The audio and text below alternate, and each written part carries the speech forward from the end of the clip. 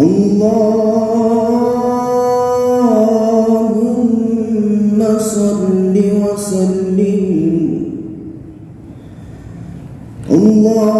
اللهم صل وسلم وزد وأدم وأنعم وتفضل وبارك بجلالك وكمالك على زين عبادك وأشرف عبادك أسعد العرب والعجم وإمام طيبة والحرم وترجمان بلسان القدم ومنبع العلم والحلم والحكمة والحكم أبي القاسم سيدنا وحبيبنا وشفيعنا وقرة أعيننا ومولانا محمد صلى الله عليه وسلم زده شرفا يا رب زده شرفا يا رب زده شرفا يا رب وكرما وتعظيما ورفعة ومهابة وبرا ورضي الله تبارك وتعالى عن ذوي الفخر العلي والقدر الجلي ساداتنا وأئمتنا ومولينا أبي بكر وعمر وعثمان وعلي الحسن ثم الحسين وعن بقية الصحابة وقرابة رسول الله أجمعين والحمد لله رب العالمين. بسم الله الرحمن الرحيم. السلام عليكم ورحمة الله وبركاته. الحمد لله رب العالمين والصلاة والسلام على أشرف الأنبياء والمرسلين سيدنا ومولانا محمد وعلى آله وصحبه ومن تبعهم بإحسان إلى يوم الدين. سبحانك لا علم لنا إلا ما علمتنا إنك أنت العليم الحكيم ولا حول ولا قوة إلا بالله العلي العظيم. Amma ba'du.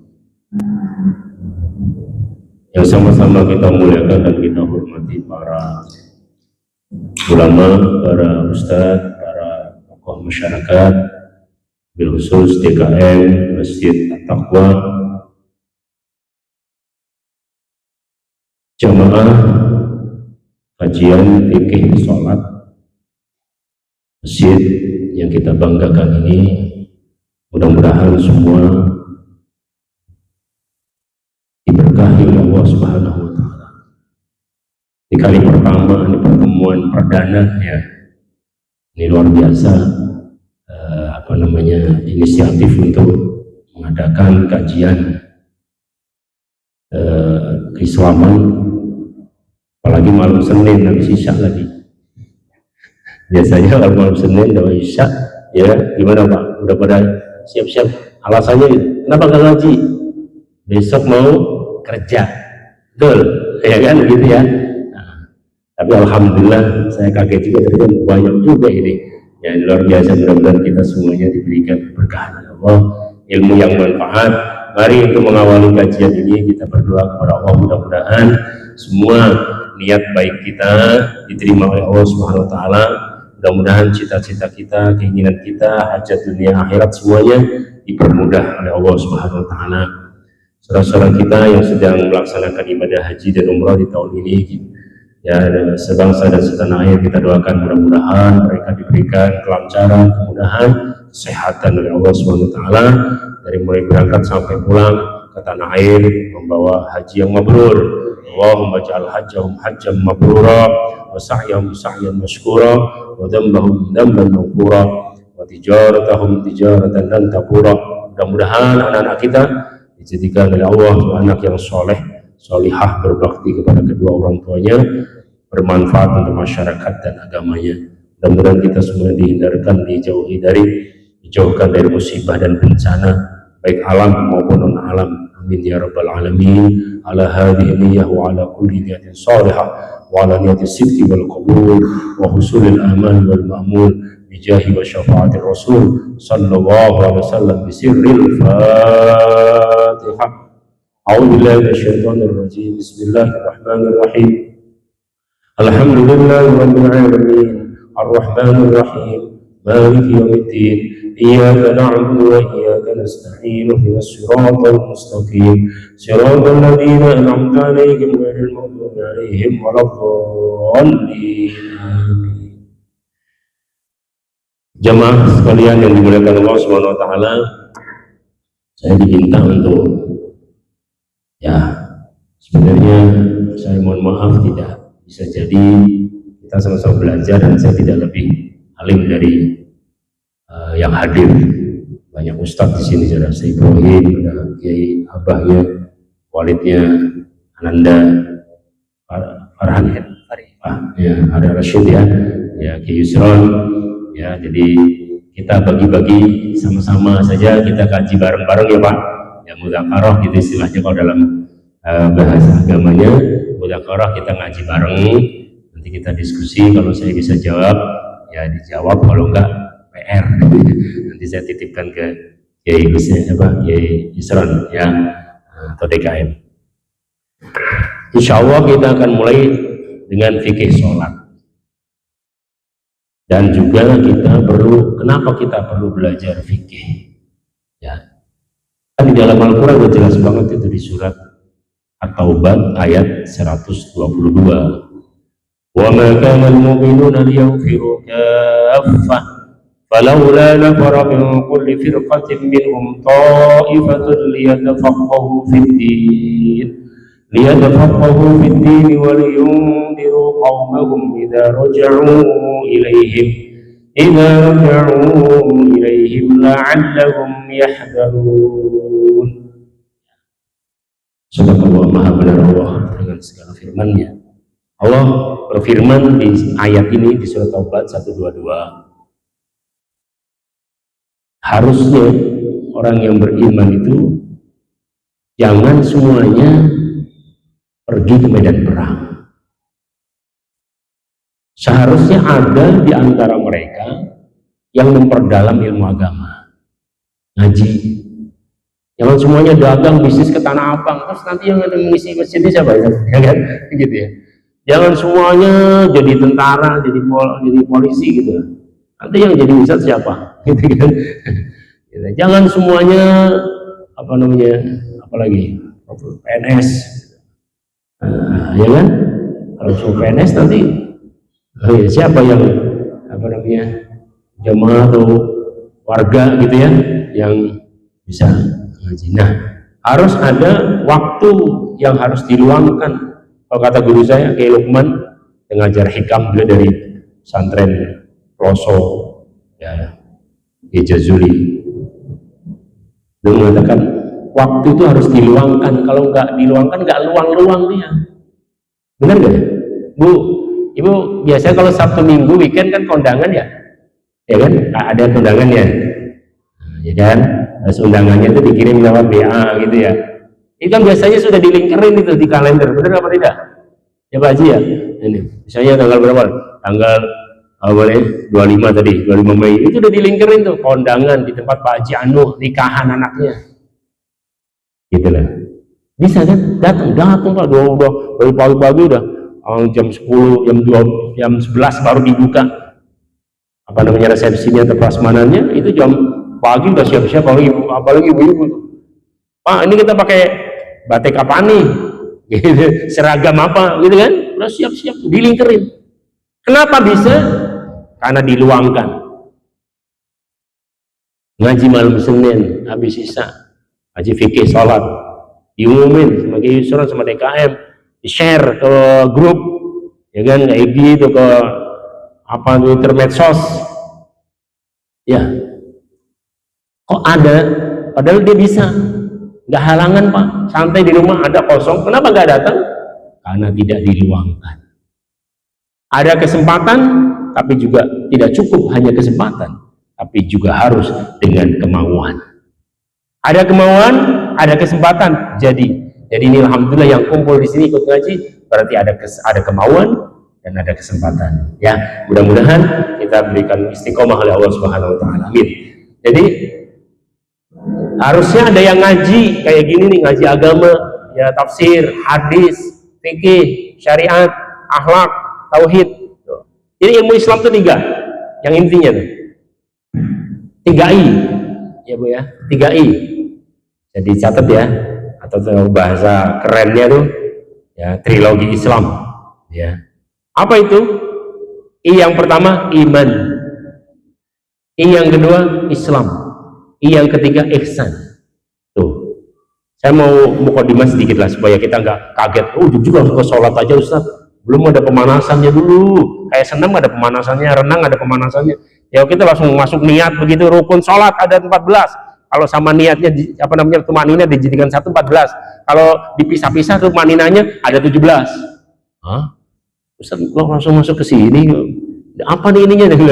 Supaya kita nanti paham, supaya enggak, mohon maaf, ntar kita kaget misalnya ada orang yang Allahu Akbar ini sesat aliran tuh, wah repot urusannya.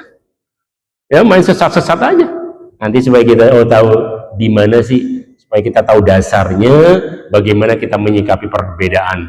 Kenapa ya ada 4 mazhab? Ada yang pakai usolli fardal isya'i arba'a raka'atin mustaqbilal qiblati, adaan makmuman lillahi ta'ala Allah. Apa ada yang gini aja langsung Allahu Akbar, ini di dalam hati dong, Allahu Akbar gitu. Oh ini enggak, ini batal nih sholatnya, langsung gitu. Ntar dulu ya, ini ada ilmunya. Jadi supaya kita tidak apa namanya perbedaan-perbedaan ini sudah dari dulu Pak, itu sudah sunnatullah ya. Nah di dalam hadis dari Sufyan, dari sahabat Sufyan, dari sahabat Abdullah bin Abbas, dan juga dari apa namanya banyak sahabat di Sahih Bukhari, kitab tentang ilmu. Qala Rasulullah sallallahu alaihi wasallam, sallu ala Nabi Muhammad. Rasul bersabda begini, man yuridillahu bihi khairan yufaqihu fiddin. Barang siapa yang diinginkan kebaikan oleh Allah, maka akan diberikan kesempatan oleh Allah untuk belajar ilmu agama. Jadi bapak-bapak, ibu-ibu nih yang ikut ngaji malam ini, belajar fikih, belajar agama, belajar hukum Islam, belajar akidah Islam, belajar apa namanya akhlak Islam atau tasawuf atau tazkiyah, apalah namanya, yang jelas akhlak ya. Itu berarti bapak sedang atau ibu sedang diinginkan oleh Allah menjadi orang baik. Gitu. Nah itu kan Rasul begitu. Man yuridillahu bi khairan, barang siapa yang dikehendaki oleh Allah menjadi orang baik, yufaqihu fiddin, akan dikasih waktu sama Allah, bisa dikasih kekuatan, bisa melangkahkan kakinya, mengayunkan tangannya ke masjid at-taqwa yang kita cintai ini untuk dalam rangka thalabul ilmi, mengaji dan belajar. Gitu ya. Afan sampai berapa Ustaz? Setengah 9. Ya, nanti tanya jawab. Oke, siap insyaallah ya. Jadi kita ngaji ilmu agama, baik tafsir, hadis, fikih, akhlak, tauhid, itu menjadi tuntutan kita, menjadi kebutuhan kita. Jadi iman, Islam, ihsan, 3I. Imannya kuat, Islamnya tepat, akhlaknya memikat. Cakep tuh, bener gak? Iman kuat, nggak bisa dibeli dengan Indomie, Pak. Kamu mau nggak? Saya kasih Indomie, saya kasih beasiswa, tapi mau keluar dari Islam. Gitu Pak ya. Kalau dia mau, wah berarti imannya error itu Pak. Ya Bu ya. Iman kuat, Islamnya tepat. Maksudnya Islam tepat apa? Islam tepat itu syariatnya, mazhab fikihnya tepat. Di Indonesia dan di Asia Tenggara, kalau kita alhamdulillah dengan nikmat dari Allah, izin dari Allah, S1 saya di UIN Ciputat, ini tetangga sini kan, UIN Ciputat. Saya S1 di situ. S2, S3 di Al-Azhar University, bukan Al-Azhar CSW, Kebayoran, bukan Al-Azhar Kairo. Anak saya yang pertama made in Kairo, lahir di sana, made in Kairo. Yang kedua made in Bintaro, numpang lahir di sana, di Mesir. Itu kalau di sana Pak, kalau kita mau belajar di sana, itu ada formulir. Nggak ditanya agamanya, udah jelas Islam. Karena di sana yang nggak diterima Islam gitu. Terus ditanya apa? Di sini mazhab fikihnya apa? Itu nggak bisa diperhatikan di sana begitu. Jadi ditanya tuh mazhab fikihnya apa? Kita tulis mazhab Imam Syafi'i. Mazhab fikih ada 4, Ahlussunnah wal Jamaah. Apa itu? Mazhab Imam yang paling tua Hanafi, ya. Kemudian Maliki, ya. Habis itu Syafi'i, Imam Syafi'i dan Imam Hambali. Itu murid dan guru itu. Ada Imam Samudra nggak di situ? Ada Imam Samudra nggak ada kan? Oke. Jadi itu ya Pak, iman kita. Jadi iman harus kuat. Islam tepat aslinya apa? Islam tepat itu Islam yang sesuai.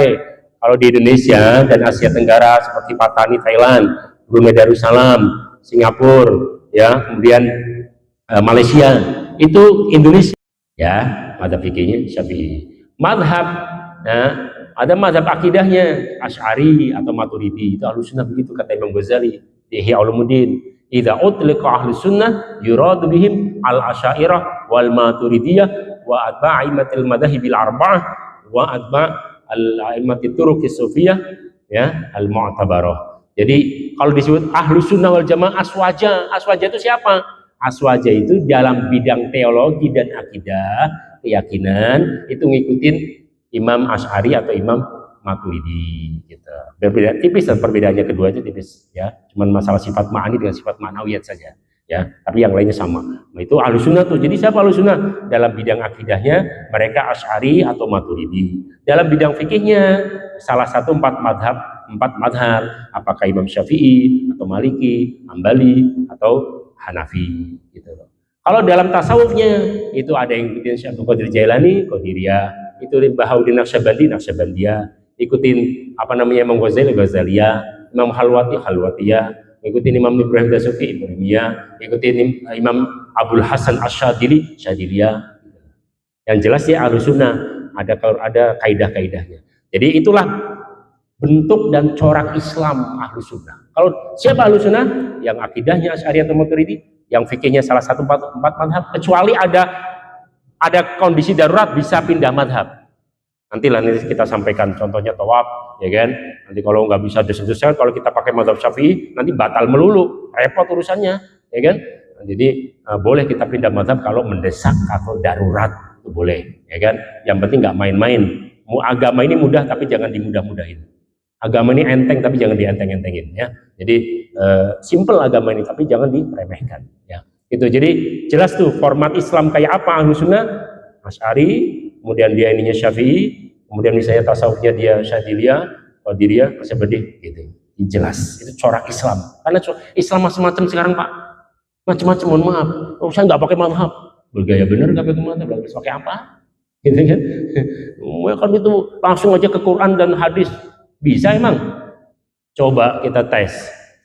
Kalau Anda yang bilang bahwa kita langsung Quran ke hadis, oke, kita tes. Di surat Al-Maidah ayat 6. Allah berfirman, "Ya ayyuhalladzina amanu idza qumtum ilas salati faghsilu wujuhakum wa aydiyakum wamsahu birusikum warju ilal ka'bain." Ya. Wahai orang, coba kita terjemahkan nih, kalau orang yang mau langsung sama Quran sama hadis, ayo silahkan aja. Ya ayyuhalladzina amanu, wahai orang yang beriman, idza qumtum ilas salati, apabila kalian sudah, kan pakai fi'il madhi nih, past tense. Kalau dalam grammar tensisnya itu past tense dia, fi'il madhi, udah lewat. Idza kuntum, apabila kalian sudah melakukan sholat, faghsilu, maka berwudulah. Benar gak nih? Ayo silakan kalau mau langsung ke Quran. Puyeng mbak? Hah? Aduh, gimana ya? Apabila kalian sudah sholat, baru wudhu. Lah sholat itu sebelum wudhu atau setelah wudhu? Sholat itu ya setelah wudhu atau sebelum wudhu? Iya kan? Wudhu itu kan syarat untuk sholat, ya kan?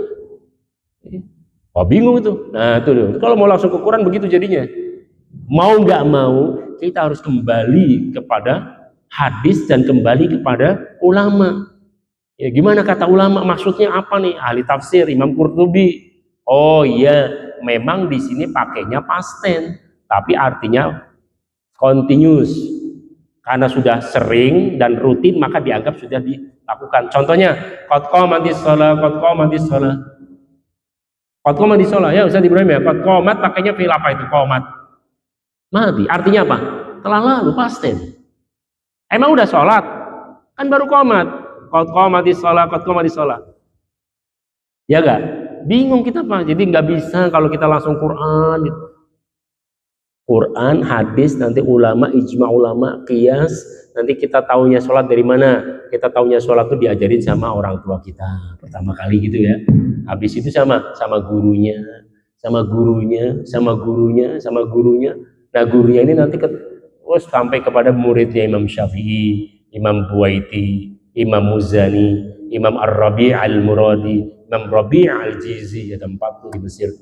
Beliau dari mana? Dari Imam Syafi'i. Imam Syafi'i dari gurunya, Sufyan dari mana? Dari gurunya, sampai kayak Ibnu Abbas, sepupunya Rasulullah. Beliau dari mana? Dari Rasulullah. Rasul dari mana? Dari Malaikat Jibril. Malaikat Jibril dari mana? Dari Allah gitu. Kalau langsung silakan aja kalau bisa. Jadi kan ada orang begitu Pak, model ngapain pakai mazhab yang 4. Emang kita nggak bisa seperti Imam Syafi'i? Astagfirullah. Masya Allah, kalau saya dengar kata-kata gitu malu Pak. Imam Ghazali aja saya malu di hadapan Allah, saya malu di hadapan Rasulullah, dosa-dosa saya yang banyak. Itu sekelas Imam Ghazali, ditaruhnya di atas dadanya waktu mau sakaratul maut, ditaruh kitab Sahih Bukhari. Ya Allah, mudah-mudahan ini hadis-hadismu ini menjadi penyelamat saya nanti di hadapan Engkau ya Allah. Itu Imam Ghazali lah, kita imam apa? Bukan wali, bukan ya, wali murid sih mungkin ya. Ya jadi tahu diri lah. Jadi kita ini banyak kekurangannya, maka kembali kepada ulama, yang ulama itu dengan sanadnya yang bersambung mengambil dari tabi'in, dari sahabat, dari Rasulullah SAW. Oke. Jadi perbedaan itu nggak bisa ya pokoknya iman, Islam, ihsan tadi ya, iman kuat, Islam tepat, akhlak memikat. Ya. Nah kita fikih aja, kita masuknya yang tengah tadi, yang Islam, yang syariat, yang fikih. Nah, begini, kita perlu mengetahui dan menyadari bagaimanapun sudah menjadi ketetapan Allah dan sunnatullah adanya perbedaan pendapat, ya kan? Apalagi masalah fikih. Nah, lahirlah Imam Syafi'i, Imam Maliki, Imam Hambali, Imam Hanafi itu lahir kenapa? Karena adanya perbedaan pendapat dan ijtihad.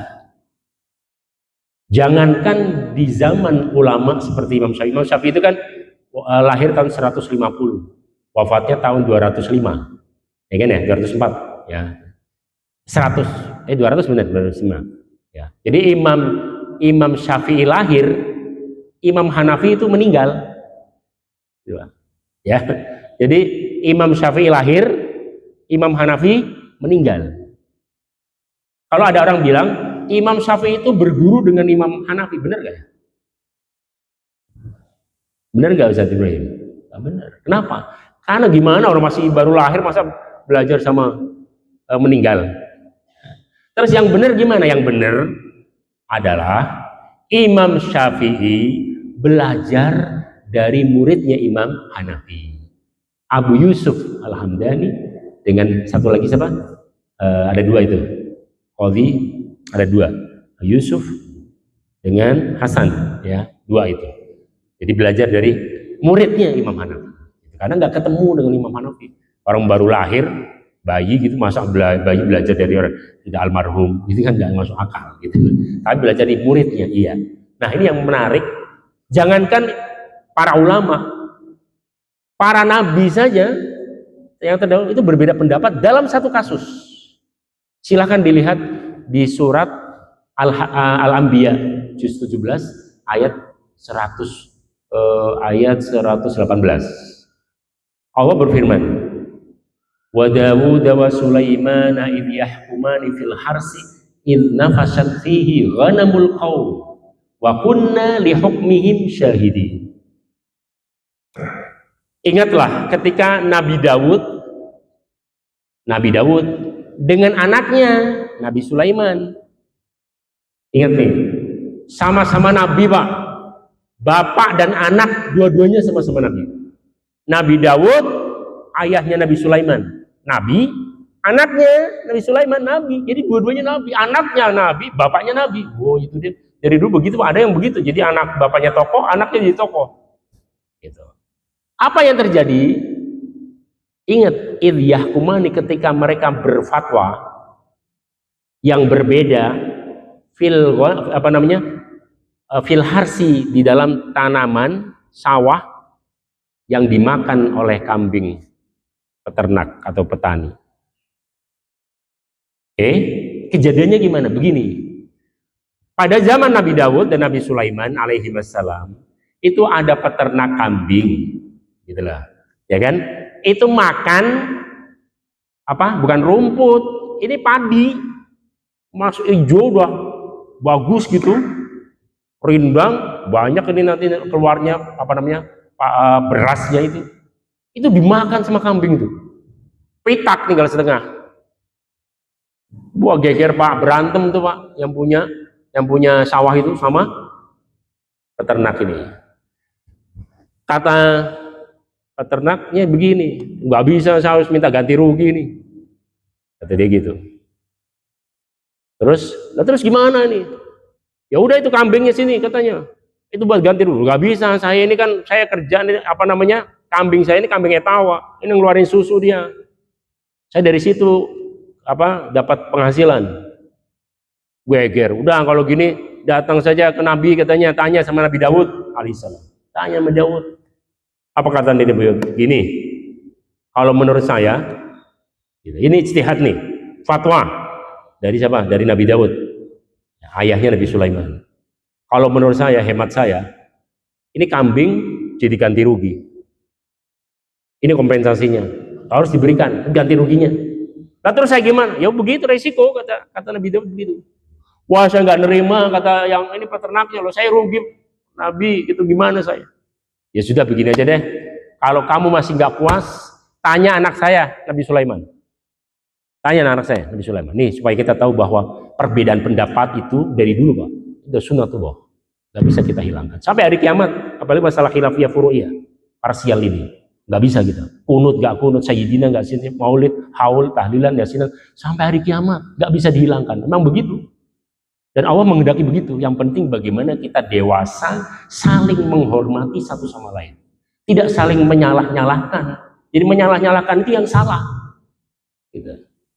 Dan Nabi Dawud sudah, silahkan kalau kamu nggak puas dengan fatwa dari saya, datang ke konsultasi, konseling ke anak saya Nabi Sulaiman, silahkan. Mungkin dia berbeda dengan saya.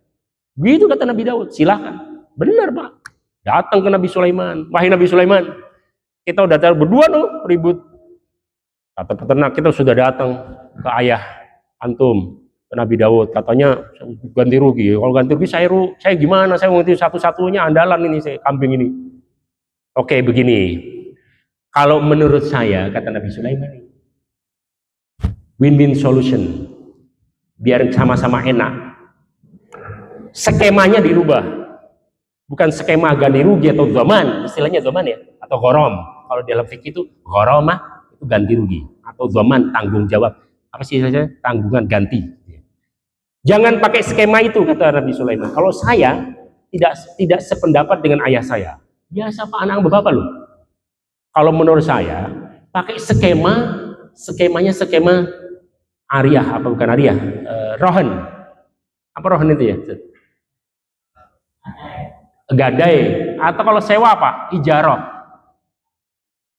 bukan tijaroh, ijaroh. pakainya skemanya ijaroh. Ijaroh apa? Disewakan. Maksudnya gimana? Begini kata Nabi Sulaiman, wahai peternak, kambing kamu itu sewakan dulu sama dia nih, sama yang punya tanah ini, sama punya sawah ini.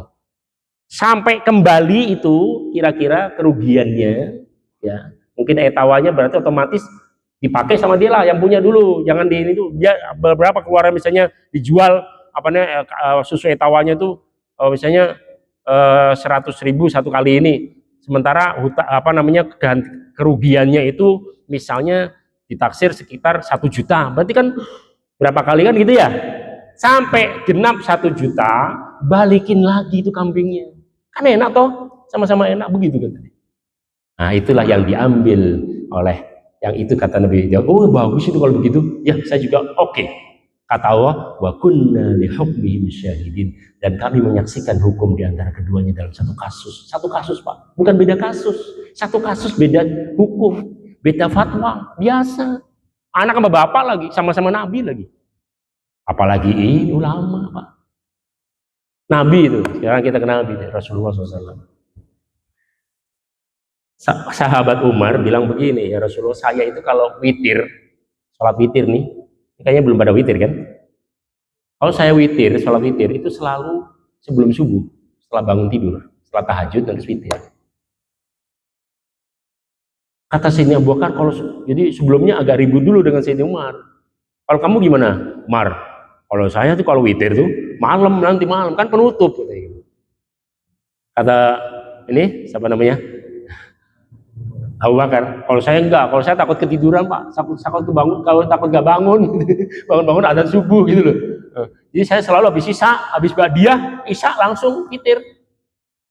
Gitu. Wah, kalau gitu gue yang ini kata Sayyidina Umar, saya yang paling sunnah, saya yang nyuni, kalau enggak kamu ngebit gitu. Gitu ya. Kata siapa saya yang nyuni? Udah kita gak usah ribut, kita ke Rasulullah. Mana yang lebih sunnah, mana yang benar? Apa kata Rasulullah? Kenapa Sayyidina Umar? Ya Rasulullah, saya itu insya Allah 99% saya bangun malam. Insya Allah, udah yakin, udah biasa itu, udah ibarat dari kecil gitu, misalnya gitu. Dari masuk Islam udah langsung.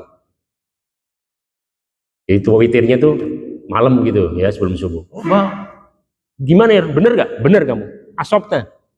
Terus Sayyidina Abu Bakar, terus kamu? Kata Rasulullah, gimana engkau Sayyidina Abu Bakar? Kalau saya witirnya habis ba'diyah isya langsung ya Rasulullah. Asopta, kamu juga benar. Loh, benar semua? Siapa yang salah Bu? Lah kok benar semua dua-duanya? Siapa yang salah? Yang salah yang nggak sholat isya. Gitu tuh almarhum MZ pernah ditanya tuh. MZ tuh, gimana Ustaz? Apa hukumnya kunut? Yang kunut benar ada dalilnya, yang tidak kunut benar ada dalilnya. Yang salah siapa Ustaz? Yang salah yang nggak sholat subuh. Bener nggak? Bener juga sih gitu ya. Cuman begini Pak, kita ini tadi Islam yang tepat di sini gimana? Nah, saya kalau kemana-mana selalu tanya kayak khutbah Jumat. Saya khutbah Jumat nih, apalagi di tempat yang baru, saya mesti nanya. Pak DKM, maaf, saya mau nanya nih. Di sini adanya berapa kali? 1 kali atau 2? 2 Ustaz. Oke. Di sini maaf, kalau saya kajian subuh, saya suruh jadi imam, saya tanya dulu. Di sini ada kunutnya nggak? Kunut Ustaz, ini kunut semua 90% kunut. Oke, siap. Hari saya kunut. Ada saya baru, ya saya kan kalau ini meraba taunya salah, repot nanti urusannya. Bisa nggak diundang lagi. Itu ada triknya, seni dakwah namanya. Ini ada kunutnya? Nggak ada di sini Ustaz. Nah, gimana caranya? Ada dalam fikih perbandingan, ya di Al-Majmu' Syarah Muhadzab Imam Nawawi. Kalau orang disuruh jadi imam, sementara makmumnya itu beragam, ada yang kunut, ada yang enggak, caranya adalah sebelum sholat dikasih pengumuman, jamaah sekalian, nanti di rakaat kedua setelah i'tidal, ruku' i'tidal, bagi yang biasa kunut kami berikan waktu sejenak untuk kunut. Itu caranya. Muhayyarun bainal amri. Itu ada di Majmu'. Betapa toleransinya para ulama. Kita nggak saling nyalah-nyalahin Pak.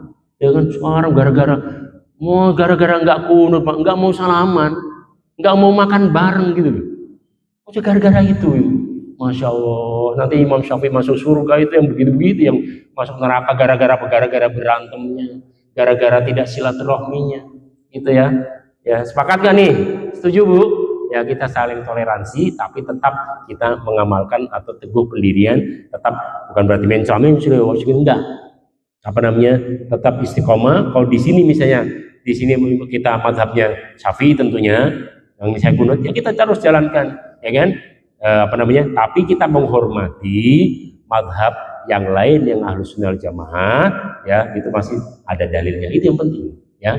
Itu banyak kayak gitu ya. Imam Syafi'i aja pernah ke kuburannya Imam Hanafi di Irak. Ahlan wa sahlan kayak Isron, afwan ini. Sedikit ya supaya kita ini ya menambah wawasan kita, jadi kita lebih enak gitu ya dalam menyikapi perbedaan. Imam Syafi'i itu ada dalam kitab Al-Madkhal, Imam apa namanya Al-Baihaqi. Waktu datang ke kuburannya dan masjidnya Imam Hanafi, ya kan? Itu Imam Syafi'i itu waktu sholat subuh kan jadi imam. Dia itu nggak kunut itu. Ditegur sama jamaah, ya kan? Setelah assalamualaikum gitu, setelah wirid, ya, wahai imam, maaf tadi lupa atau memang nggak kunut? Apa katanya? Saya tidak kunut ikraman wa ihtiraman li sahibi hadzal maqam wa asyara ila qabri Abi Hanifah. Kata beliau nih Imam Syafi'i, padahal beliau mengatakan bahwa sunnah hukumnya sunnah abad, ya kalau ditinggalkan sujud sahwi, ya kan? Apa namanya? Kalau apa namanya? Sunnah maka, tapi beliau tidak kunut waktu itu. Apa kata beliau? Saya di sini, ya, saya nggak kunut sebenarnya. Saya ingin menghormati, ya, pendapatnya yang ada di dalam kuburan ini, dan beliau menunjuk kepada makamnya Imam Hanafi, gitu loh, ya. Jadi dulu pernah dengar nggak salah, ya, Hadratus Syekh Mbah Hashim Asy'ari, ya, Jombang, pendiri Nahdlatul Ulama.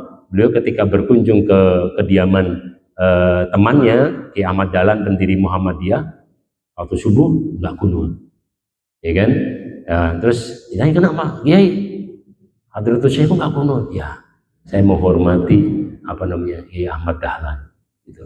Ki Ahmad Dahlan balas mengunjungi Hadratus Syekh di Jombang, Tebu Ireng, ya, di santrennya. Pas sholat subuh beliau kunut. Ditanya, Kiai kok kunut? Ya, saya ingin menghormati Hadratus Syekh. Itu mengikuti Imam Syafi'i tadi itu. Ya, tapi jangan keseringan begitu. Istirahat itu mah ngambil enaknya doang gitu ya. Oke. Sekarang kita praktekin ke sholat. Ya, ini karena waktunya sebentar lagi ya, bisa kita diskusi. Ya, gini. Jadi di dalam masalah fikih ada dua. Ya, kita dipetakan begitu. Para ulama, fuqaha, ahli fikih memetakan, membagi masalah fikih menjadi dua. Ada masail muttafaqun 'alaiha. Yang kedua ada masail mukhtalafun fiha. Ada masalah yang menjadi kesepakatan di antara ahli fikih dan ulama. Yaitu yang pertama. Ada yang kedua, ada masail yang menjadi perbedaan di kalangan ulama. Contohnya, sampelnya langsung kita sholat, masalah sholat. Rukun sholat pertama kali adalah niat, ya, niat. Itu takbiratul ihram, niat dan takbiratul ihram. Niat ini ada dua aspek. Aspek pertama, aspek ittifaq, aspek kesepakatan. Kesepakatannya apa? Semua ulama 4 mazhab, mazhab Imam Maliki, Imam Hanafi, ya, Imam Syafi'i, dan muridnya Imam Syafi'i Imam Hambali. Jadi Imam Hambali itu muridnya Imam Syafi'i, Imam Syafi'i muridnya Imam Maliki. Gitu lah, murid dan guru itu Pak berbeda pendapat biasa. Ini baru beda pendapat di kita sudah kagak mau ketemu sama gurunya. Kamu salaman Kiai. Kalau aneh beda sama apa namanya sama Kiai Yusron. Padahal ngaji sama beliau. Lah, itu sul adab itu. Atau adab itu ngaji Pak. Itu ngajinya apa namanya, ngajinya kurang malam itu kalau ya, apa, ngaduk kopinya kurang kental, terbangnya kurang jauh gitu ya.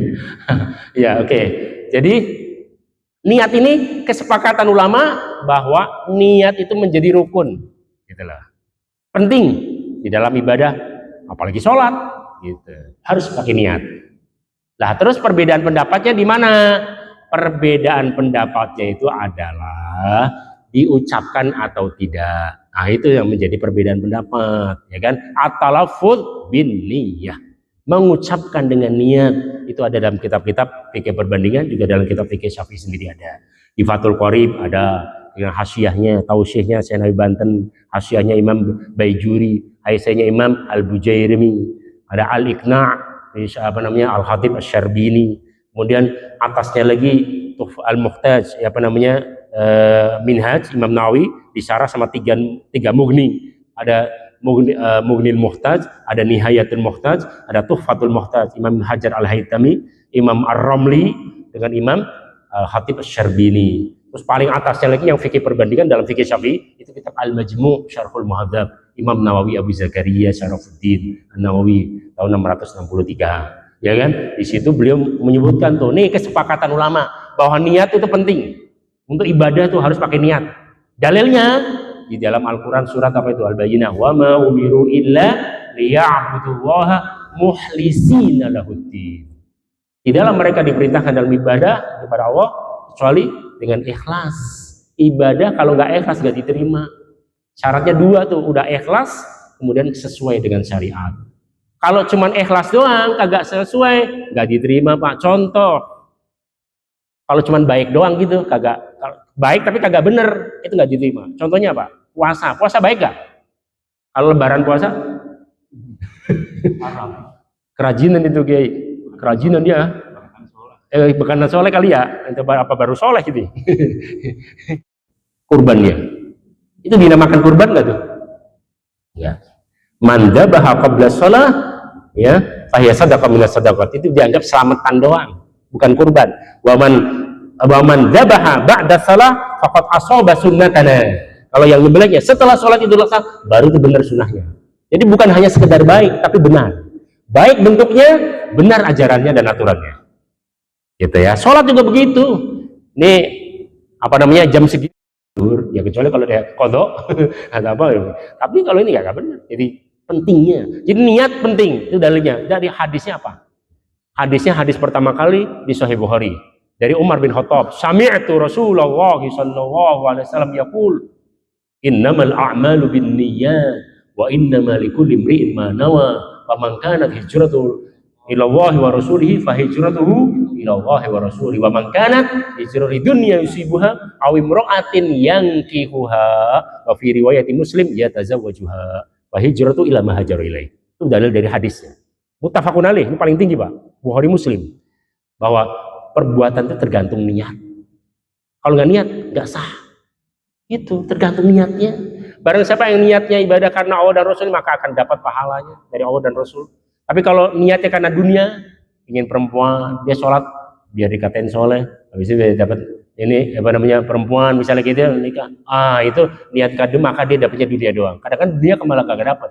Kata Kiai saya, kalau orang yang menanam padi, rumput akan ikut. Tapi kalau nanam rumput, padi ikut nggak?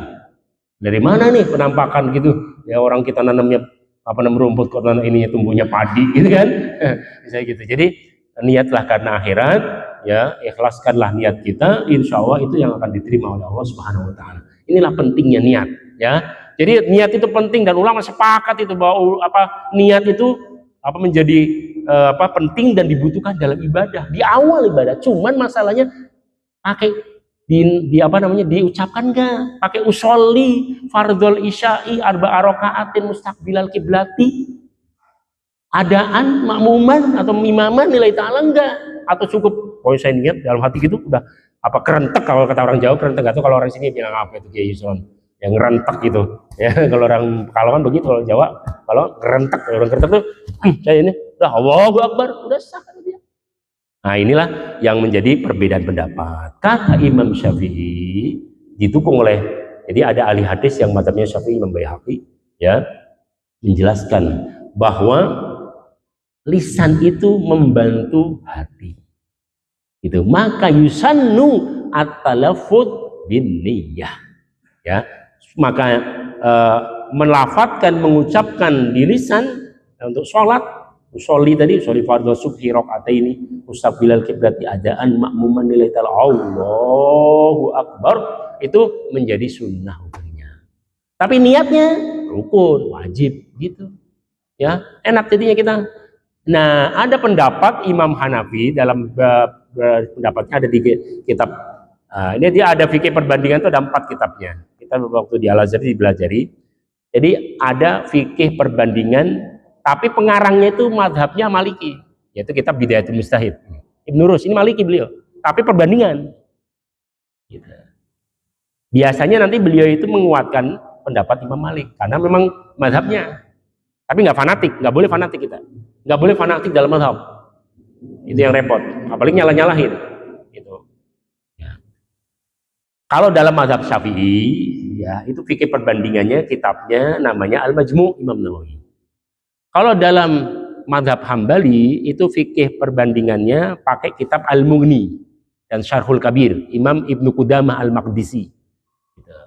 Kalau dalam fikih Hanafi itu pakai literaturnya, referensinya biasanya rujukannya itu fikih perbandingannya, ya itu pakainya kitab Bada'i'us Shana'i' wa Tartibus Syara'id Imam Al-Kasani. Nah, saya pakai ini karena dulu saya di pesantren diajarkan oleh Kiai Lukman, beliau sekarang lagi sakit, kita doakan mudah-mudahan Allah sembuhkan penyakitnya. Beliau dari pelosok terbaik, lulusan terbaik di pelosok tahun 85 atau berapa. Kemudian nama Kiai Syukron itu ditarik ke Darul Rahman ke Jakarta ini, saya belajar sama beliau nih, kita waktu kelas 5 aliyah, jadi mau kelas 6 itu belajar ini fikih perbandingan. Tapi kata beliau jangan fanatik, yang penting kita tahu oh ini dalilnya ini, supaya kita nggak saling menyalahkan gitu loh. Jadi kita tahu oh dalilnya dia tuh ini, kita biar kuat juga. Oh saya kan kunut mas, saya ada dalilnya dari Imam Baihaqi, ada dalam apa namanya hadisnya bahwa karena Rasulullah sallallahu alaihi wasallam qanata fi subhi hatta yufariqad dunya, bahwa Rasul kata itu di dalam riwayat dari Abu Hurairah bahwa Rasul dan Anas bin Malik ya pembantunya Rasulullah, saya melihat Rasulullah kalau di sholat subuh itu kunut ya di rakaat kedua, i'tidal di rakaat kedua sampai meninggal hatta yufariqad dunya. Itu hadisnya, itu yang dipakai oleh mazhab kita Imam Syafi'i supaya kita tahu oh ada hadisnya gitu loh. Terus yang nggak kunut ya Imam Ahmad, dia ada hadisnya juga, jadi masing-masing gitu ya, jangan berantem gara-gara itu. Biar yang penting kita kuat, oh kita tahu ini hadisnya ada, dalilnya ada, kita mantap, kita amalkan, istiqomah. Kecuali dalam kondisi darurat ya tadi itu boleh pindah madhab, yang penting tidak memainkan ya, kata misalnya tadi itu di tawaf atau apa namanya di bis, di KRL, di KRL nih kan tusuk-tusukan pak, waduh sementara kita maghrib nih mepet banget sama Isya, kita mau sholat di stasiun misalnya, airnya mati, waduh gimana nih, tadi kayaknya kesentuh deh. Itu kata Imam Nawawi, batolal lamis dunal malmus, batal yang menyentuh tapi yang disentuh kagak batal. Itu ada pendapat Imam Nawawi, ada dalam kitab Majmu' itu ya. Jadi kalau kita lagi tahu atau lagi, nah kalau Imam Hanafi namanya umumul balwa, terlalu gimana ya, umumul balwa itu repot gitu loh, kita gak bisa gitu. Misalnya hujan gede, kita pakai sarung nih atau gamis, kita mau ini Jumatan gede terus bener gitu mau kesini, lah kita masa mau balik lagi udah sampai situ, ternyata situ banjir, kita udah cincin begini masih kena juga dikit, itu namanya umumul balwa. Istilahnya kalau di fikih Syafi'i apa ya saya Ibrahim itu apa tuh kalau di Fathul Qorib itu ma'fu, al-ma'fu anhu. Jadi yang dimakfu gitu, yang dimaklumi sama Allah, cuma sedikit lah. Ya cuma jangan ini satu ember mah, kalau cuma berapa apa kena dikit doang apa namanya becekannya begitu, ya kan becekannya oke lah. Kalau setengahnya basah gitu udah nyampur situ mungkin ada kotoran apa, ada najis gitu, ini mah beda lagi pak, ya kan ganti baju, ya kan. Tapi kalau masih dikit masih maafuan. Jadi sesuatu yang sudah menyulitkan atau berat, maka Islam ya itu apa namanya memberikan kemudahan. Ma ja'alallahu fid dini min haraj. Ya, Allah tidak ingin menyulitkan kalian ya dalam agama ini. Apa kalau di hadisnya sadidu wa qaribu, ya banyaklah ad-dinu yusrun, agama ini mudah, tapi jangan diremehin, jangan digampang-gampangin. Saya kira itu sebagai mukadimah nih supaya kita nanti kesananya enak dalam belajar ini dan kita apa ya punya punya cakrawala yang luas, sehingga kalau luas jadi luas Pak. Orang kalau ilmunya luas jadi luas, double L. Ya silahkan kalau ada yang ini, karena sudah jam 8:30 tadi sesuai dengan janji kita, ya kita akan buka pertanyaan. Jadi ini sebagai pemanasan aja dulu Kiai, ya kita masukin langsung ke rukun sholat, yaitu niat yang pertama kali, bahwa niat itu kesepakatan ulama, dia penting, cuman bedanya di perbedaan pendapatnya di masalah melafadzkannya, gitu. Enak ya, nanti kita lanjutkan kayak gitu insya Allah. Mudah-mudahan kita umur panjang berkah, amin ya rabbal alamin. Silakan kalau yang mulia. Silakan Ibu, datanya dulu. Baik, mungkin telah selesai materi yang disampaikan oleh guru kita, para ustaz Dr. Mustaqim Imam. Mungkin untuk melengkapi kajian kita pada malam hari ini, kami memberikan kesempatan kepada para jamaah kaum muslimin dan muslimat yang mungkin ingin menyampaikan atau menanyakan 1-2 pertanyaan sebelum kita tutup kajian pada malam hari ini, maka kami persilahkan.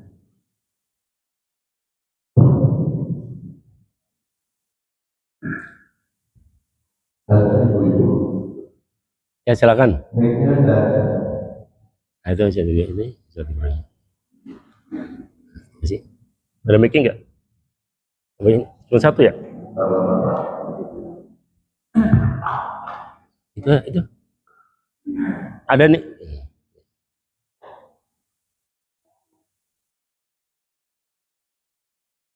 Masih aja.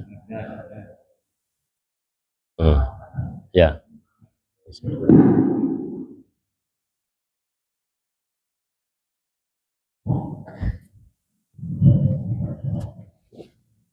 Terima kasih Tuhan Guru. Alhamdulillah, saya sangat senang sekali untuk mengikuti kajian. Alhamdulillah ya. Kenapa? Ini merupakan kesempatan kita untuk belajar. Oleh karena itu, saya sangat-sangat terima kasih. Ini yang pertama. Yang kedua, mengenai masalahnya, kita kadang melakukan ibadah, motivasi kita ya, sehingga nanti di awal memang mungkin di awal ya, di awal tapi pas di tengah-tengah ini niat kita berubah, sehingga ketika kita melaksanakan sholat itu bisa pikirannya kemana-mana, nggak fokus. Bahkan ibadahnya pas takbiratul ihram ingat Allah, pas assalamualaikum nggak tahu. Nah ini kelemahan. Mohon penjelasannya, gimana caranya gitu. Ketika kita benar-benar niat dalam hati untuk menjalankan sholat biar khusyuk maksimal, itu saja ya. Mudah-mudahan ini mohon langsung aja ya untuk menyingkat waktu ya. Menarik ya pertanyaannya, terima kasih jazakallahu khair Ustaz Ibrahim ya. Jadi bagaimana caranya kita bisa merawat niat ini, maintenance supaya sampai akhir itu kita tetap niatnya itu tidak berubah. Ya, salah satunya ada hadis Rasulullah SAW, la yaqbalullahu sholata ahadikum illa ma aqala minha, di Sunan Abu Dawud. Dan Imam Abu Dawud itu diem, kalau udah Imam Abu Dawud diem berarti sahih hadisnya gitu. Itu teorinya begitu kalau ada ilmu hadis. Tapi kalau Imam Tirmidzi semuanya dikomentar Pak. Jadi Imam Tirmidzi itu statusnya mesti dikomentar hadisnya. Ada hadisun hasanun sahih, ada hadisun hasanun gharib, ada hadisun gharib min hadzal wajh. Itu dikasih komentar setiap hadisnya kalau Imam Tirmidzi. Kalau Imam Abu Dawud itu enggak, di Sunan Abu Dawud itu enggak ada komentar. Kalau ada komentar berarti bermasalah di situ. Gitu kata. Nah ini tidak ada komentar. Apa kata Rasulullah? Rasul bersabda, "Shallu ala Nabi Muhammad." La yaqbalu sholata, la yaqbalu Allah tidak menerima salat ahadikum, kualitas dan pahala sholat kalian kecuali illa ma'aqala minha, kecuali yang khusyuk. Pertanyaannya, gimana caranya khusyuk? Kan gitu. Berarti ada caranya.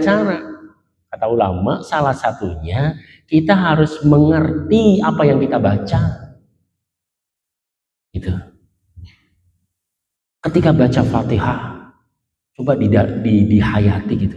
Bismillahirrahmanirrahim. Dengan menyebut nama Allah. Jadi kita minta pertolongan dari Allah, bahwa semuanya ini dari Allah. Gitu. Tidak sampai gitu. Ini kita bisa sholat, bisa Allahu Akbar ini kan dari Allah gitu. Jadi hayati gitu Pak. Bisa nangis itu kalau kita paham mananya. Tapi kalau nggak paham ya udah. Itu biasanya itu yang di luar sholat itu kagak ingat, pas sholat inget itu ya, aneh begitu deh. Pinter iblis itu. Misalnya di sholat itu kita nggak ingat kunci Pak. Itu begitu sholat tuh. Waktu sujud itu inget, aduh ini kunci mobil saya di mana tadi? Nah kok ingetnya kok waktu sholat itu loh. Pas itu kok ingetnya HP-nya itu waktu sholat Pak. Jadi sebelum sholat itu malah gak inget gitu. Pas giliran apa namanya rukuk sami Allahu liman hamidah. HP gue di mana nih? Nah tadi kemana aja gitu kata malaikat. Ya begitulah iblis Pak. Jadi dan memang inilah rahasianya Ustaz Ibrahim. Kenapa Allah dan Rasulullah tidak menjadikan khusyuk itu rukun sholat? Karena kita kagak sanggup. Ya kan saya benar-benar. Yang ada tumaninah kan? Tapi nggak ada. Apakah ada rukun sholat khusyuk? Ada nggak? Nggak ada. Kenapa? Karena orang beda-beda. Sesuatu yang beda-beda susah Pak dijadikan ukuran. Maka sama fikih nggak dikandung. Kenapa? Karena nggak bisa dijadikan standar. Jangankan kita, Sayyidina Ali kata Rasulullah, nih saya kasih door prize katanya. Ya, kuis nih. Siapa yang bisa khusyuk dari mulai takbiratul ihram sampai salam, saya kasih hadiah selendang burdah hijau ini. Kata Sayyidina Ali, saya bisa ini. Saya Rasulullah. Mantap bener Pak ya. Wah, kata Sayyidina Ali, oh, udah silakan kata Rasulullah. Mulai Allah Akbar. Gak tahu sholat apa nggak diceritain di situ. Nggak usah nanya dah Pak. Ya, kalau mau nanya Sayyidina Ali langsung dah. Ya. Nah, sholat apa itu? Pokoknya kita Allahu Akbar. Begitu tahiyat akhir hampir aja salam itu asyhadu alla ilaha illallah asyhadu anna muhammad Allahumma sholli ala sayyidina Muhammad kama sholaita, selendang hijau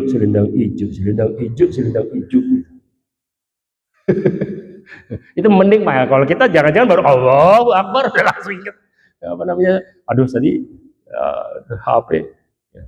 Kalau ibu-ibu udah aduh gas saya udah matiin belum ya kompor ya? Pikirannya udah di kompor. Jadi imam itu Sayyidina Ali ya, radhiyallahu anhu, setingkat beliau saja nggak sampai hatam, nggak sampai tuntas khusyuknya. Kata Rasulullah, senyum aja Rasulullah. Gimana? Iya Rasulullah. Ya tadi kamu kan habis tahiyat sudah habis ingat selendang ini kan? Tahu Rasulullah. Ya mujizat Nabi itu. Iya. Nah, itu beratnya, makanya inilah hikmahnya kenapa khusyuk tidak dijadikan salah satu rukun sholat, karena orang tuh nggak sanggup dan orang beda-beda Pak. Kalau misalnya saya punya guru ya, Mursyid Qadiriyah Naqsyabandiyah, almarhum Kiai Romo Kiai Ahmad Asrari bin Muhammad Usman bin Nadir Ishaqi Surabaya, pesantren Al-Fitrah Jamaah Al-Hidmah itu kalau haul itu sampai 700.000 itu di Suramadu itu beliau itu bapaknya Ki Usman itu bergurunya ke Ki Romli Tamimi Peterongan, Joso, Jawa Timur ya, Jombang. Baiatnya itu beliau tuh katanya, saya nggak tahu ya karena nggak ngalamin, kata abah saya yang ikut. Itu kalau sudah mau sholat itu nggak bisa diganggu 2 jam sebelumnya dan 2 jam setelahnya. Katanya, kata putranya, kata Kiai Asrori itu, abah sepuh.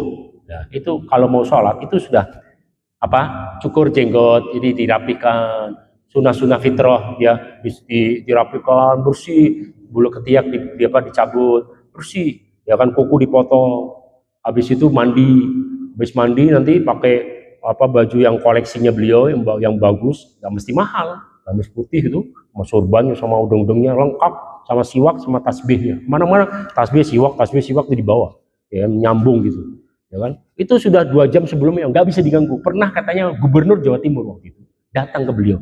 Tapi waktunya tuh setengah jam lagi mau sholat. Kata beliau bilang sama gubernur, kalau mau ketemu nanti 2 jam setelah sholat, silakan. Kalau enggak apa-apa. Ya pulang. Gitu. Jadi mau menghadap Allah itu sudah disiapkan betul. Itu begitu tuh ibadahnya orang-orang pilihan Allah, wali-wali begitu. Jadi sehingga nanti karena inputnya begitu, proses dan outputnya juga lebih baik. Jadi waktu sholat juga udah gak inget macem-macem. Mungkin kita baru mau asal aja baru komat tuh baru ngambil sarung. Itu juga di mana lemari saya lupa lagi sarung. Ini sarung buat tidur, kena iler, kena apa dipakainya dulu dia. Ya itu begitu Pak. Jadi mohon maaf ya. Jadi memang beda ya itu kualitasnya. Jadi kualitas sholat itu tergantung daripada persiapannya juga. Jadi intinya niat itu memang rahasia Allah, khusyuk rahasia Allah. Jadi sepanjang dia niatnya awalnya karena Allah dan niat utamanya karena, maka nanti kalau Imam Ghazali apa yang terjadi di bumbu-bumbunya gitu, itu tidak mengganggu kalau niat utamanya karena Allah. Saya belajar ini kuliah di UIN misalnya, saya cuma pengen ijazah doang, nah itu udah nggak beres Pak, itu dunia doang ya. Tapi kalau saya niat ya Allah belajar ini supaya mendapat keridhoanmu, menghilangkan kebodohan dari diri saya, bisa bermanfaat untuk saya, diri saya, keluarga dan orang lain ya, semakin banyak semakin bagus, maka itu akan diterima oleh Allah. Adapun ya mudah-mudahan yang ini, maka saya ya bisa mudah-mudahan dapat ijazah, dapat kerja itu lebih mudah, nggak apa-apa kata Imam Ghazali. Kalau ini niat utamanya karena Allah, terus ada embel-embelnya duniawi, nggak apa-apa. Yang salah itu kalau niat utamanya sudah dunia, itu masalah. Kan itu gitu kan yang sahabat itu disebut dengan Muhajir Ummu Qais. Jadi dia ini orang mau hijrah sama Nabi, niatnya ingin dapat perempuan yang dia senengin. Kata perempuannya, kamu kalau mau nikah sama saya, kami ikut hijrah gitu. Jadi hijrahnya bukan karena Allah, ikut dia perempuan. Nabi tahu, dengar tuh, langsung kata Nabi, "Pamangkanat hijrah tuh, barang siapa hijrah karena perempuan yang dia nikahi, maka cuma dapatnya itu doang. Gak dapat pahala." Itu gitu tuh, ada sebab keluar atau asbabul wurud, kronologi, latar belakang keluar hadis itu. Nah makanya kalau kata ulama, seingat saya di Itihaf Sadatil Muttaqin, Imam Murtadha Zubaidi itu keterangan dari kitab Ihya Ulumuddin itu 8 jilid. Beliau mengatakan kalau niat utamanya karena Allah, insya Allah kalau nanti di setelahnya itu ada embel-embel di prosesnya nggak akan pengaruh. Tapi kalau niat utamanya sudah karena dunia, itu yang berpengaruh dan bermasalah. Itu yang saya Ibrahim kira. Mohon maaf kalau kurang luas ya bisa ini di santai atau di rumah. Ya. Ada yang lain? Ya, gitu ya.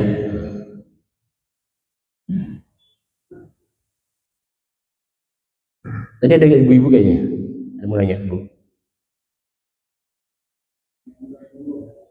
Nggak ada? Cukup ya, ya saya kembalikan kepada. Oke, karena sudah lewat Kiai Yusran, cukup. Ya, terima kasih atas segala perhatiannya. Mohon maaf atas segala kekurangannya kalau ada kata-kata yang benar, ini itu datangnya dari Allah SWT, salah datang dari saya sendiri.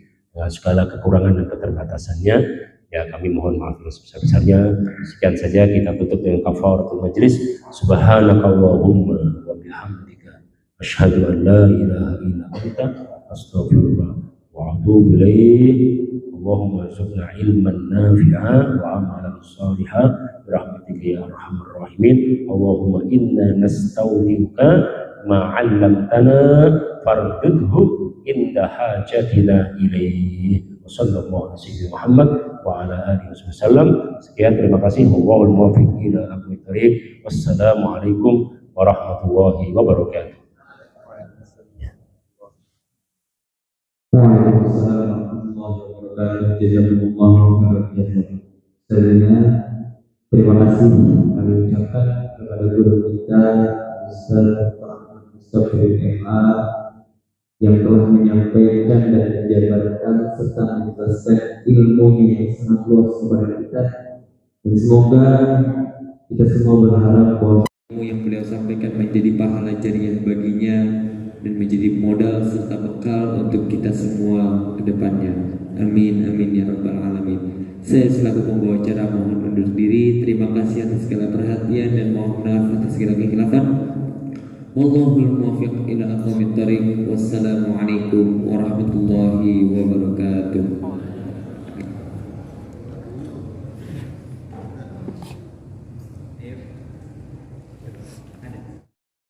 Ya kecuali kalau dia kodok atau apa ya.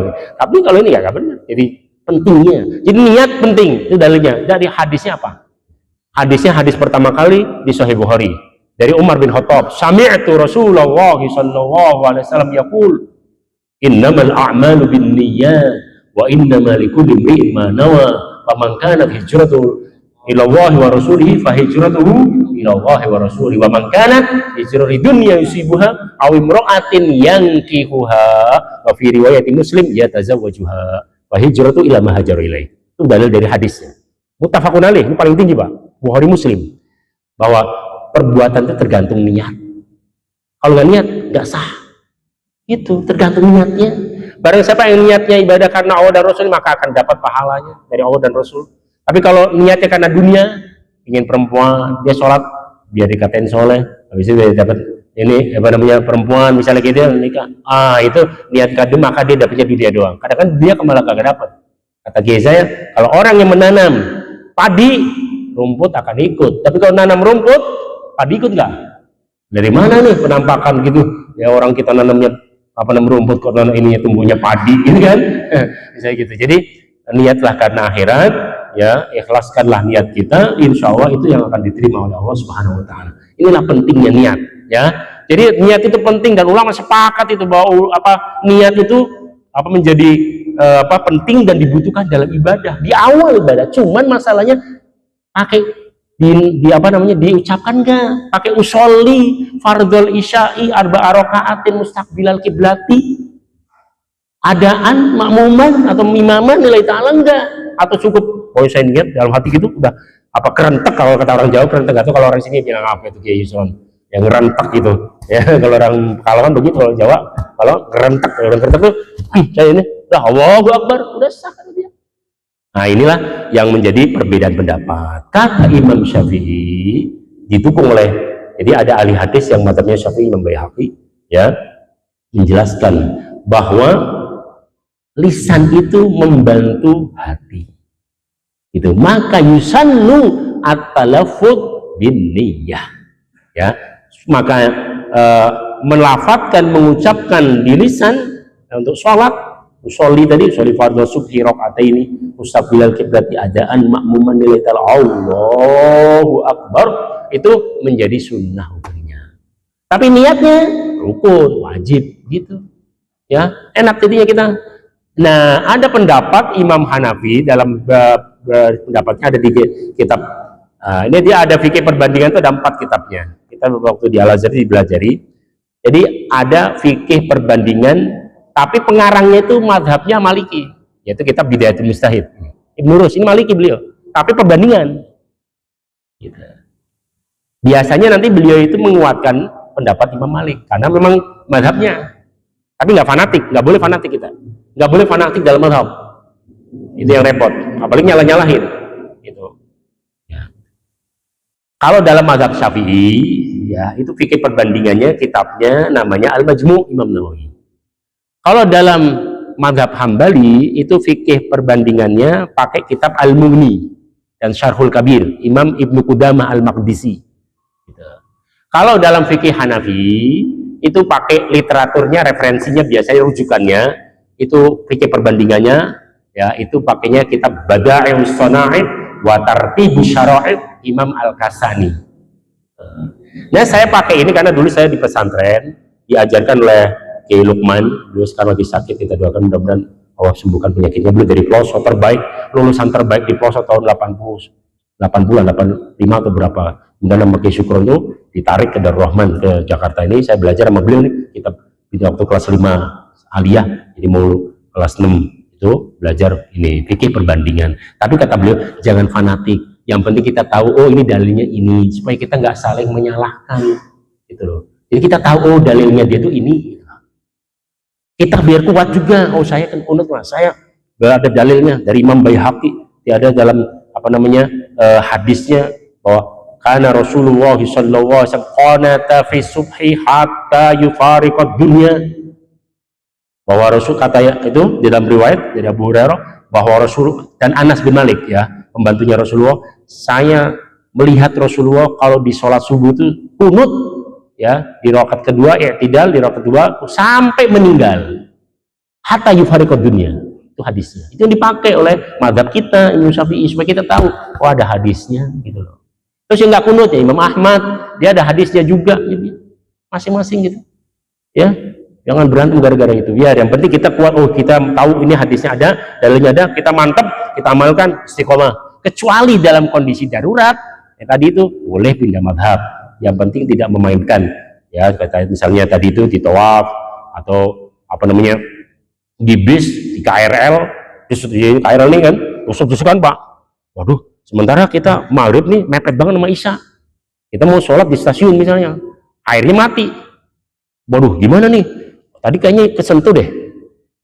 Itu kata Imam Nawawi, batalal lamis dunal malmus, batal yang menyentuh tapi yang disentuh kagak batal. Itu ada pendapat Imam Nawawi, ada dalam kitab Majmu' itu ya.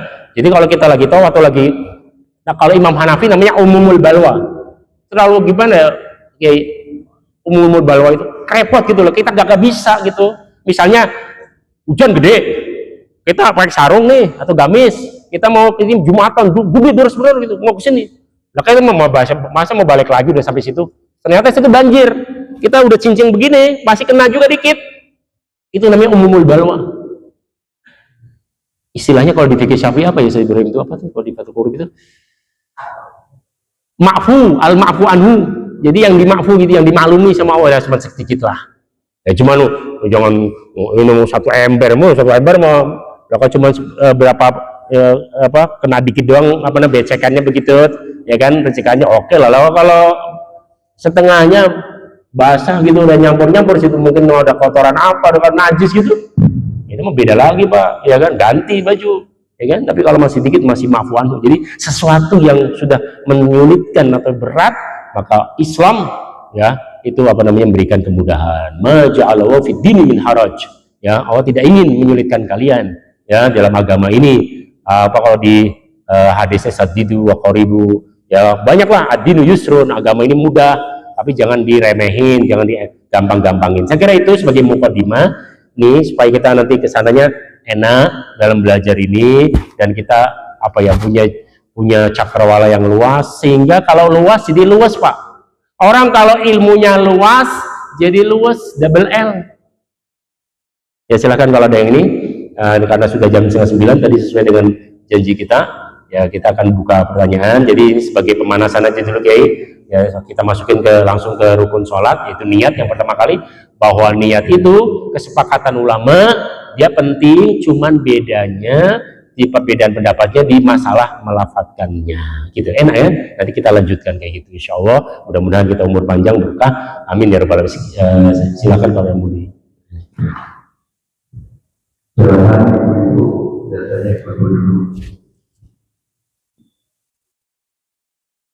mungkin telah selesai materi kesempatan oleh guru kita orang Ustaz Dr. Mustaqim Imam. Mungkin untuk melengkapi kajian kita pada malam hari ini, kami memberikan kesempatan kepada para jamaah kaum muslimin muslimat yang mungkin ingin menyampaikan atau menanyakan satu dua pertanyaan sebelum kita tutup kajian pada malam hari ini, maka kami persilahkan.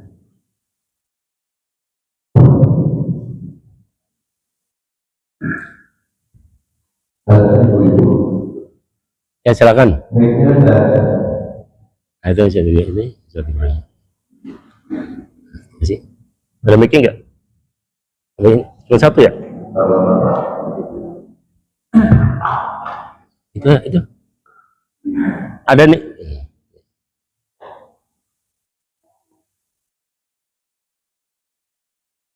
Masih aja. Ya.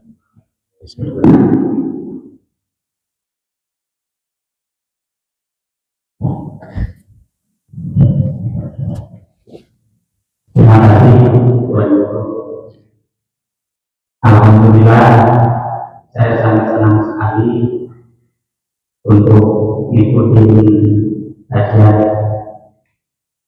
Alhamdulillah ya. Kenapa? Ini merupakan kesempatan kita untuk belajar. Oleh karena itu saya sangat-sangat terima kasih. Ini yang pertama. Yang kedua, mengenai masalahnya, kita kadang melakukan ibadah motivasi ya, sehingga nanti di awal memang mungkin di awal lelah ya, di awal lelah, tapi pas di tengah-tengah ini startnya kita berubah, sehingga ketika kita melaksanakan sholat itu bisa pikirannya kemana-mana, nggak fokus. Bahkan ibaratnya pas takbiratul ihram ingat Allah, pas assalamualaikum nggak tahu. Nah ini kelemahan. Mohon penjelasannya gimana caranya gitu. Ketika kita benar-benar niat dalam hati untuk menjalankan sholat biar khusyuk maksimal, itu saja ya. Mudah-mudahan ini mohon langsung aja ya untuk menyingkat waktu ya. Menarik ya pertanyaannya. Terima kasih jazakallahu khair Ustaz Ibrahim ya. Jadi bagaimana caranya kita bisa merawat niat ini, maintenance supaya sampai akhir itu kita tetap niatnya itu tidak berubah ya. Salah satunya ada hadis Rasulullah SAW, la yaqbalullaha sholata ahadikum illa ma aqala minha, di Sunan Abu Dawud. Dan Imam Abu Dawud itu diam, kalau udah Imam Abu Dawud diam berarti sahih hadisnya gitu. Itu teorinya begitu kalau ada ilmu hadis. Tapi kalau Imam Tirmidzi semuanya dikomentar Pak. Jadi Imam Tirmidzi itu statusnya mesti dikomentar hadisnya. Ada hadisun hasanun sahih, ada hadisun hasanun gharib, ada hadisun gharib min hadzal wajh. Itu dikasih komentar setiap hadisnya kalau Imam Tirmidzi. Kalau Imam Abu Dawud itu enggak, di Sunan Abu Dawud itu enggak ada komentar. Kalau ada komentar berarti bermasalah di situ. Gitu kata. Nah ini tidak ada komentar. Apa kata Rasulullah? Rasul bersabda sallallahu alaihi Nabi Muhammad, la yaqbalu sholata, la yaqbalu Allah tidak menerima sholat ahadikum, kualitas dan pahala sholat kalian kecuali illa ma'aqala minha, kecuali yang khusyuk. Pertanyaannya gimana caranya khusyuk kan gitu. Berarti ada caranya. Kata ulama salah satunya kita harus mengerti apa yang kita baca gitu. Ketika baca Fatihah coba dihayati gitu, Bismillahirrahmanirrahim, dengan menyebut nama Allah. Jadi kita minta pertolongan dari Allah, bahwa semuanya ini dari Allah gitu.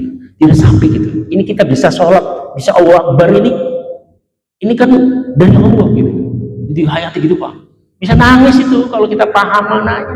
Tapi kalau nggak paham ya udah, itu biasanya itu yang di luar sholat itu kagak ingat, pas sholat inget itu ya, aneh begitu deh, pinter iblis itu. Misalnya di sholat itu kita nggak ingat kunci Pak, itu begitu sholat tuh waktu sujud itu inget, aduh ini kunci mobil saya di mana tadi. Nah kok ingetnya kok waktu sholat itu loh. Masih kok ingetnya HP-nya itu waktu sholat Pak. Jadi sebelum sholat itu malah gak inget gitu. Pas giliran apa namanya rukuk sami Allahu liman hamidah, HP gue di mana nih? Nah tadi kemana aja gitu kata malaikat. Ya begitulah iblis Pak.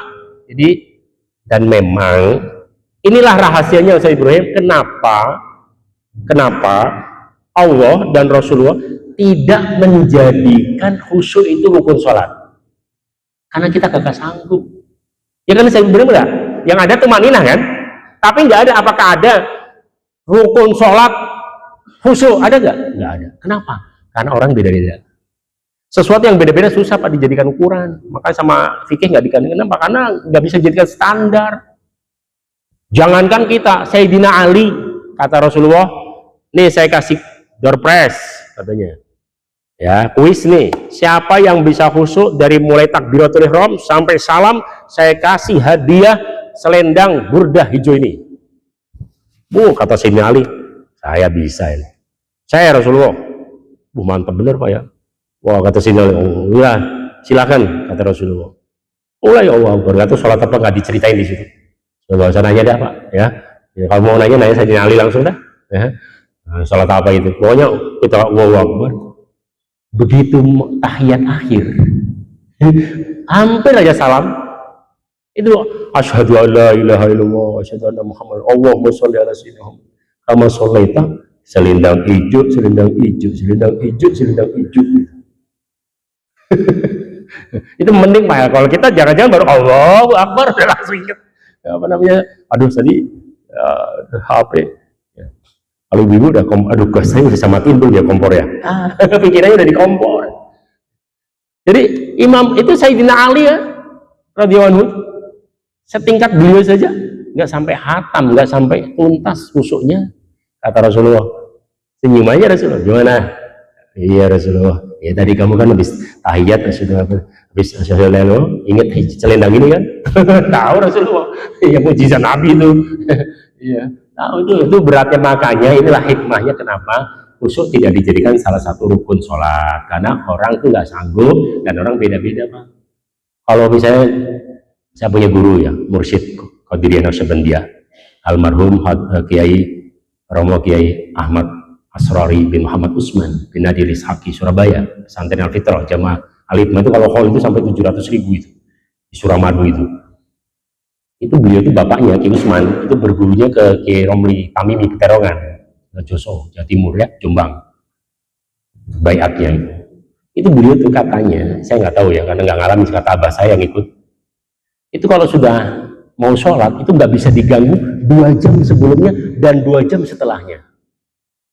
Katanya, kata putranya, kata Kiai Asrori itu, abah sepuh ya, itu kalau mau sholat itu sudah cukur jenggot, jadi dirapikan, sunnah fitrah ya, dirapikan bersih, bulu ketiak dicabut bersih ya kan, kuku dipotong, habis itu mandi, habis mandi nanti pakai baju yang koleksinya beliau yang bagus, nggak mesti mahal, gamis putih itu sama sorban sama udeng-udengnya lengkap, sama siwak sama tasbihnya, mana-mana tasbih siwak itu di bawah ya, nyambung gitu ya kan. Itu sudah 2 jam sebelumnya, nggak bisa diganggu. Pernah katanya gubernur Jawa Timur waktu itu datang ke beliau, tapi waktunya tuh setengah jam lagi mau sholat. Kata beliau bilang sama gubernur, kalau mau ketemu nanti 2 jam setelah sholat silakan, kalau nggak apa-apa ya pulang gitu. Jadi mau menghadap Allah itu sudah disiapkan betul. Itu begitu tuh ibadahnya orang-orang pilihan Allah, wali-wali begitu. Jadi sehingga nanti karena inputnya begitu, proses dan outputnya juga lebih baik. Jadi waktu sholat juga udah gak kayak inget macem-macem. Mungkin kita baru mau asal aja baru komat tuh baru ngambil sarung. Itu juga sarung, di mana lemari saya lupa lagi sarung. Ini sarung buat tidur, kena iler, kena apa dipakainya dia. Ya itu begitu Pak. Jadi mohon maaf ya. Jadi memang beda ya itu kualitasnya. Jadi kualitas sholat itu tergantung daripada persiapannya juga. Jadi intinya niat itu memang rahasia Allah, khusyuk rahasia Allah. Jadi sepanjang dia niatnya awalnya karena Allah dan niat utamanya karena, maka nanti kalau Imam Ghazali apa yang terjadi di bumbu-bumbunya gitu, itu tidak mengganggu kalau niat utamanya karena Allah. Saya belajar ini kuliah di UIN misalnya, saya cuma pengen ijazah doang, nah itu nggak beres Pak, itu dunia doang ya. Tapi kalau saya lihat ya Allah, belajar ini supaya mendapat keridhaanmu, menghilangkan kebodohan dari diri saya, bisa bermanfaat untuk saya, diri saya, keluarga dan orang lain ya, semakin banyak semakin bagus, maka itu akan diterima oleh Allah. Adapun ya mudah-mudahan dengan ini maka saya ya bisa mudah-mudahan dapat ijazah, dapat kerja itu lebih mudah, nggak apa-apa kata Imam Ghazali. Kalau ini niat utamanya karena Allah, terus ada embel-embelnya duniawi, nggak apa-apa. Yang salah itu kalau niat utamanya sudah dunia, itu masalah. Ini gitu kan yang sahabat itu disebut dengan Muhajir Ummu Qais. Jadi dia ini orang mau hijrah sama Nabi, niatnya ingin dapat perempuan yang dia senengin. Kata perempuannya, kamu kalau mau nikah sama saya, kami ikut hijrah gitu. Jadi hijrahnya bukan karena Allah, ikut dia perempuan. Nabi tahu, dengar tuh, langsung kata Nabi, pamangkanat hijrah tuh, barang siapa hijrah karena perempuan yang dia nikahi, maka cuma dapat itu doang, nggak dapat pahala. Itu gitu tuh, ada sebab keluar atau asbabul wurud, kronologi latar belakang keluar hadis itu. Nah makanya kalau kata ulama, seingat saya di apa namanya, Itihaf Sadatil Muttaqin, Imam Murtadha Zubaidi, itu keterangan dari kitab Ihya Ulumuddin itu 8 jilid. Beliau mengatakan kalau niat utamanya karena Allah, insya Allah kalau nanti di setelahnya itu ada embel-embel di prosesnya nggak akan pengaruh. Tapi kalau niat utamanya sudah karena dunia, itu yang berpengaruh dan bermasalah. Itu yang saya Ibrahim kira. Mohon maaf kalau kurang luas ya apa namanya, bisa ini di santai atau di rumah. Ya. Ada yang lain? Ya, gitu ya.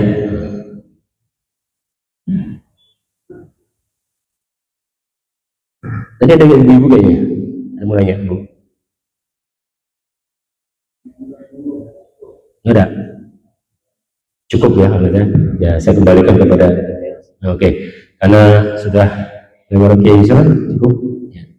Ya, terima kasih atas segala perhatiannya, mohon maaf atas segala kekurangannya kalau ada kata-kata yang benar, ada ini itu datangnya dari Allah SWT, salah datang dari saya sendiri, dengan segala kekurangan dan keterbatasannya. Ya kami mohon maaf yang sebesar-besarnya. Sekian saja, kita tutup dengan kafaratul majlis. Subhanakallahumma wa bihamdika asyhadu an la ilaha illa anta astaghfiruka wa atubu ilaik. Allahumma arzuqna ilman nafi'a wa amalan shalihan birahmatika ya arhamar rahimin. Allahumma inna nastaudiuka ma 'allamtana fardudhu inda hajatina ilaihi. Wassallallahu alaihi Muhammad wa ala alihi wasallam. Sekian, terima kasih. Wallahu muwaffiq ila aqwamit thoriq. Wassalamualaikum warahmatullahi wabarakatuh. Waalaikumsalam warahmatullahi wabarakatuh. Jazakumullahu khairan. Sebelumnya terima kasih kami ucapkan kepada guru kita Ustaz Mustaqbil MA yang telah menyampaikan dan menjabarkan serta menjelaskan ilmu yang sangat luas kepada kita. Dan semoga kita semua berharap bahwa ilmu yang beliau sampaikan menjadi pahala jariah baginya dan menjadi modal serta bekal untuk kita semua ke depannya. Amin, amin ya rabbal alamin. Saya selaku pembawa acara mohon undur diri. Terima kasih atas segala perhatian dan mohon maaf atas segala kekhilafan.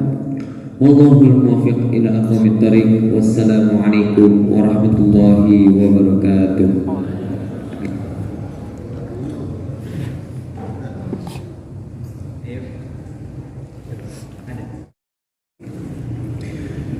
Alhamdulillah lil 'abdil ghururi wal faqi fil umuri wa hamaqatil huduri wa salatullah dawama wa salam على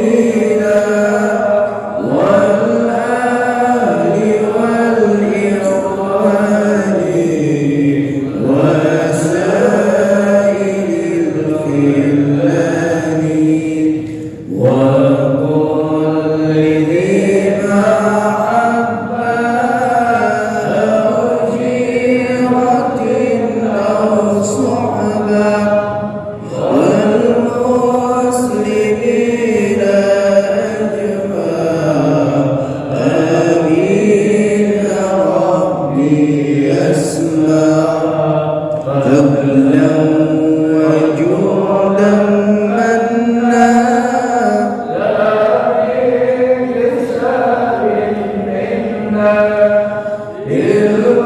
بالمصطفى الرسول